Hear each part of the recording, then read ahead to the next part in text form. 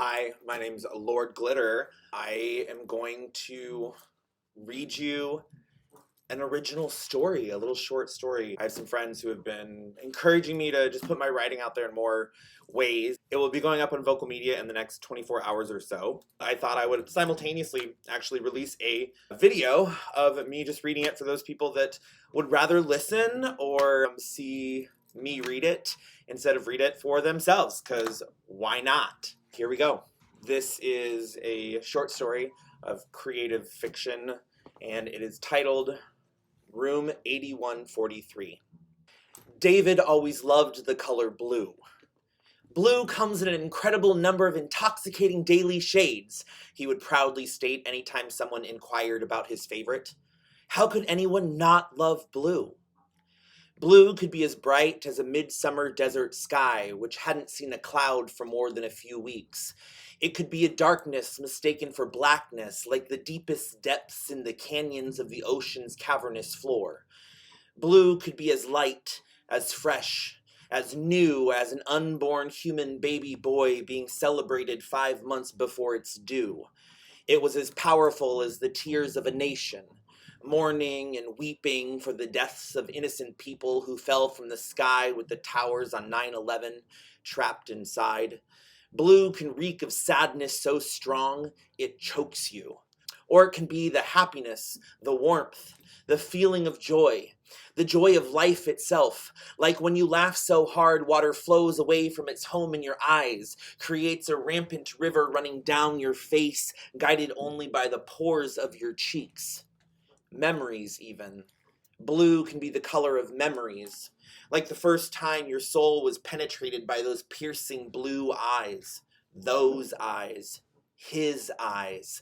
The vibrant fantasy blue eyes you thought were only ever found in novels that can make a groin pulsate with lust. Blue can take on a life of its own, morph into the stunning pigment of the stone made famous by indigenous Americans whom once populated the Southwest, turquoise. It can also be the color of royalty, of wealth. Many queens throughout history could be described as having an affinity for the elegant designs of royal blue clothing, the receipts being in pictures and paintings of past royal fashion. Blue could be anything, everything. The shimmer in a peacock feather, the egg of a robin, the uniform of a cadet, or even as the mascot of a navy. It could be light or dark, life or death, happiness, sadness. The versatility of blue is astounding, David would affirm, smiling. That's what makes it so beautiful, so special. He adored everything about blue. After his mom died of ovarian cancer, David's thoughts about blue changed. His perspective switched, shifted into something new, something dark, scary, something more sinister.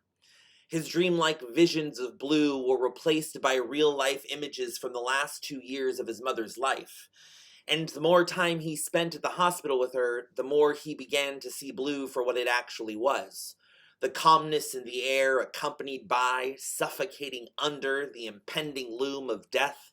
It was the low, gentle hum of machines whirring, purring, and beeping, some even with blue lights indicating their crucial role in assisting with someone's breathing, keeping someone's loved one alive. Someone like his mother. Blue was the clack, click, clack sound of the nurse's powder blue kitten heels making their way down the obnoxiously long corridors to deliver another fresh round of truths to family members of the soon-to-be departed. Truths David did not want to hear. Truths about his mother's life expectancy. Truths that he wished were just cruel lies of some unfathomable joke. The blue of those shoes never carried with them good news. He'd start preparing for the next wave of depression anytime he heard the heels coming around the corner, towards room 8143, his mother's room. Click, clack, click, clack.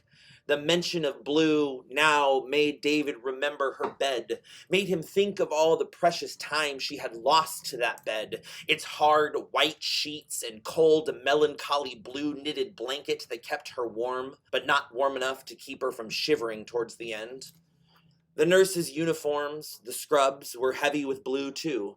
In fact, more often than not, they were completely blue, except for the occasional drawstring or the few times a nurse would wear those pearly white gloves to safely take blood, to perform more invasive tests that would never save his mother's life.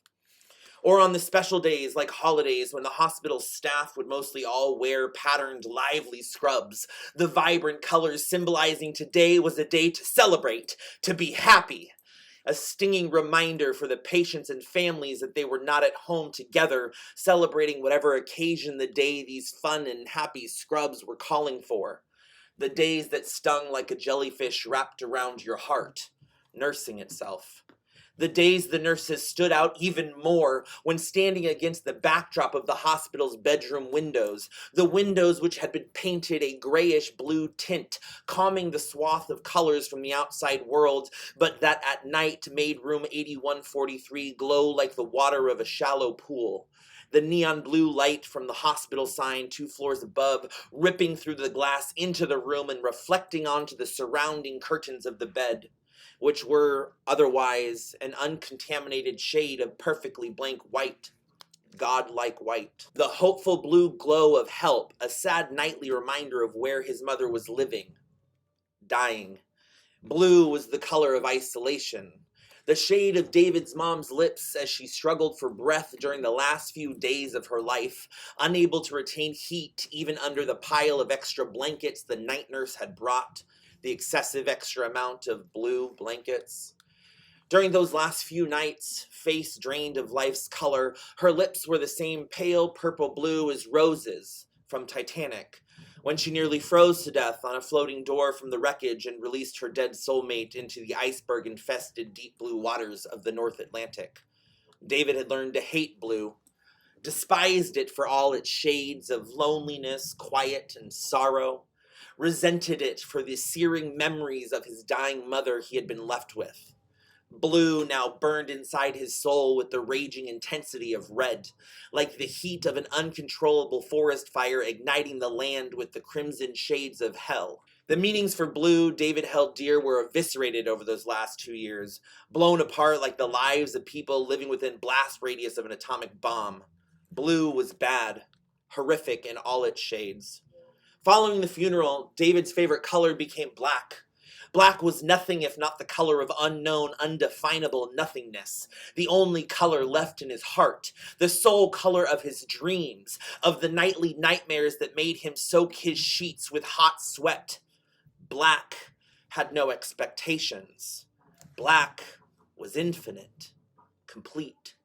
Unlike the once limitless versions of blue David used to preach about, rave over, the color that made him smile freely when it crossed his mind. For David, the magnificence and wonder of blue died along with his mother, dissipated into thin air with the last cold, crushing exhale released from his mother's slightly parted, pale blue lips, her dead Kate Winslet lips. He wished he could forget the fascination he once had for blue, forget all of its ugly memories. Time would only tell if that was possible, if his future contained that kind of peace. Had he still believed in God after the death of his mother, that's what he would have prayed for, asked for, begged for, to forget the sadness and pain of blue. Blue. The wretched shades of blue. Thank you. That was room 8143. Bye.